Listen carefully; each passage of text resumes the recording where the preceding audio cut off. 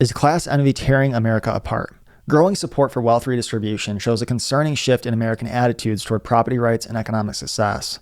According to Reuters polling from 2020, 64% of Americans believe the very rich should contribute an extra share of their total wealth each year to support public programs, including 77% of Democrats and 53% of Republicans.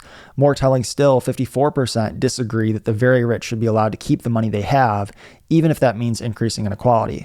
This represents a notable shift in attitudes toward property rights, as a majority of Americans now believe reducing inequality justifies taking private property from successful individuals through taxation. At the root of desires to redistribute wealth is covetousness, which manifests in the political process as higher taxes on the wealthy.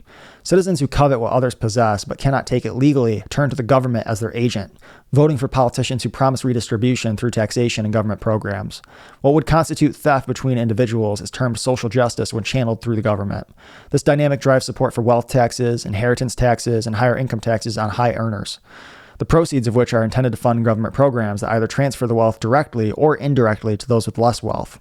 For some programs, such as universal health care or universal basic income, the wealthy would pay far more for the same benefits. For other programs with income caps for eligibility, the wealthy would fund a disproportionately large amount but be ineligible to receive any of the benefits. Class envy also creates unnecessary resentment between economic groups, as the wealthy may feel unfairly targeted, demonized, and labeled as greedy by those supporting higher taxes on their income and wealth. Additionally, redistributionist policies create problematic incentives. They may reduce the motivation to create wealth, save, and invest, while creating incentives to remain in lower income and wealth brackets to maintain eligibility for government benefits and reduce tax payments.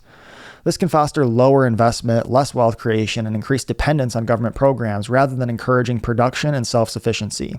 Income inequality does not need to be a source of political division. When wealth is obtained through lawful means, no issue needs correction, and no party requires demonizing. Issues of crony capitalism can and of course should be addressed, but that is fundamentally different from demonizing all wealthy individuals and demonizing the process of wealth creation and production itself. If you enjoyed this video, please check the description for more ways that you can support me, and consider sharing this video with a friend.